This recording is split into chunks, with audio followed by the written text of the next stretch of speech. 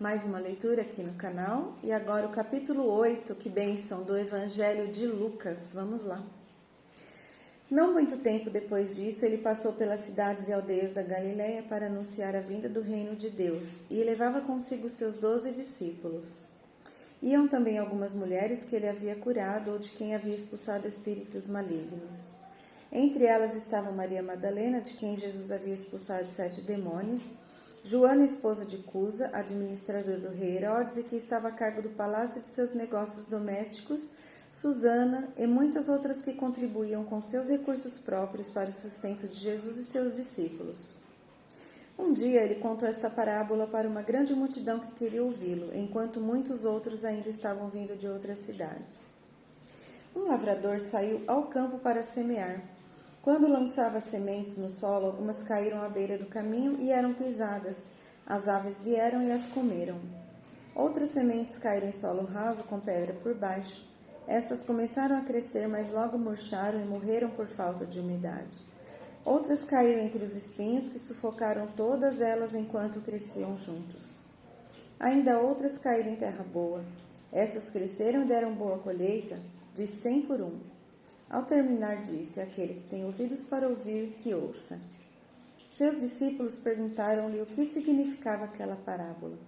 E Jesus respondeu: Deus lhes deixou saber os mistérios do seu reino, porém a este povo falo por meio de parábolas, para que vendo não vejam e ouvindo não entendam.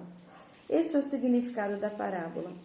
A semente é a palavra de Deus. O caminho duro, onde caíram algumas sementes, representa os corações duros daqueles que ouvem as palavras de Deus, mas o diabo logo vem e rouba as palavras do coração para que não creiam e não sejam salvos.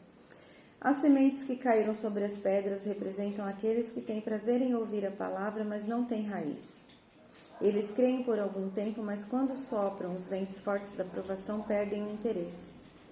As sementes que caíram entre os espinhos representam aqueles que ouvem as palavras de Deus, mas são sufocados pela preocupação, riquezas, responsabilidades e prazeres da vida. Assim, eles nunca amadurecem. Mas a terra boa representa as pessoas que com coração bom e generoso ouvem as palavras de Deus e as retêm e dão fruto com perseverança. Quem alguma vez já ouviu alguém acender uma lamparina e logo colocá-la debaixo de uma cama para que não brilhe? Na verdade, as lamparinas são colocadas em um lugar próprio, onde todos os que entram possam ver a luz. Isso mostra a verdade de que não há nada oculto que não venha a ser revelado e nada escondido que não venha a ser descoberto e trazido à luz. Portanto, tomem cuidado na maneira como ouvem. A qualquer um que tiver lhe será dado mais, mas qualquer que não tiver, até o que ele pensa que tem será tirado dele. Certa vez, quando a mãe e os irmãos de Jesus vieram vê-lo, não podiam entrar na casa onde ele estava ensinando por causa da multidão. Então alguém lhe disse: sua mãe e seus irmãos estão lá fora e querem vê-lo. Mas Jesus disse: minha mãe e meus irmãos são todos aqueles que ouvem a mensagem de Deus e a praticam. Certo dia, quando Jesus e os discípulos estavam num barco, ele quis que atravessassem para o outro lado do lago. Durante a travessia, deitou-se para dormir e, enquanto estava dormindo, o vento começou a aumentar. Levantou-se uma grande tempestade que estava enchendo o barco e eles corriam sério perigo. Os discípulos foram depressa e o despertaram. Mestre, mestre, estamos naufragando, gritaram eles. Então ele se levantou e repreendeu a tempestade, e o vento e as ondas acalmaram-se, ficando tudo em paz. Aí eles lhes perguntaram: onde está a sua fé? Eles ficaram cheios de espanto e admirados e diziam uns aos outros: quem é este que até os ventos e as ondas lhe obedecem? Nisso chegaram ao outro lado do lago, para a região dos Gadarenos, em frente da Galiléia. Quando Jesus estava saindo do barco, um homem da cidade de Gadara veio-lhe ao encontro. Ele estava endemoniado havia muito tempo. Sem casa e sem roupa, vivia no cemitério entre os sepulcros. Logo que viu Jesus, deu um grito e caiu aos seus pés e disse em alta voz: que quer comigo, Jesus, Filho do Deus Altíssimo? Por favor, eu suplico, não me atormente. Pois Jesus já havia ordenado ao demônio que saísse dele. Este muitas vezes havia dominado o homem de tal modo que, mesmo quando preso com correntes nos pés e nas mãos, aos cuidados de guardas, logo arrebentava tudo e corria para o deserto inteiramente dominado pelo demônio. Qual é o seu nome? Perguntou Jesus. Legião, respondeu ele, porque o homem estava dominado por muitos demônios. e imploraram para que não os mandasse para o abismo. Ali perto havia uma grande manada de porcos comendo na encosta da colina, e os demônios rogavam-lhe que os deixasse entrar nos porcos. E Jesus lhe deu permissão. Então os demônios deixaram o homem e entraram nos porcos, que imediatamente se jogaram por um desempenhadeiro abaixo em direção ao lago, onde todos se afogaram. Vendo o que acontecera, os que cuidavam dos porcos fugiram para a cidade próxima, espalhando a notícia enquanto corriam pelo campo. Logo uma multidão saiu para ver com os olhos o que havia acontecido e viram um homem que tinha estado endemoniado sentado calmamente aos pés de Jesus, vestido em perfeito juízo. A multidão toda ficou com medo. Então aqueles que haviam visto isto acontecer contavam como o homem possesso de demônio tinha sido libertado. E todo mundo pediu a Jesus que fosse embora e os deixasse em paz, pois uma onda de grande medo tinha tomado conta deles. Então ele voltou ao barco e partiu, atravessando outra vez o lago.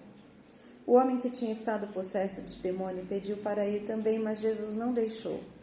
Volte para sua família, disse-lhe ele, e conte-lhes que coisa maravilhosa Deus fez com você.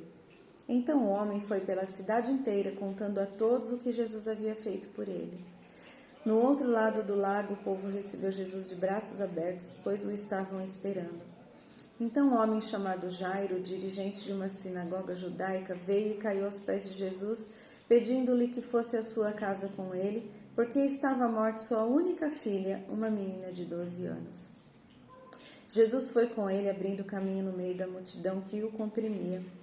Enquanto eles iam, veio uma mulher que queria ser curada porque sofria de uma hemorragia havia 12 anos. Embora tivesse gasto com médicos tudo o que tinha, ela não tinha sido curada.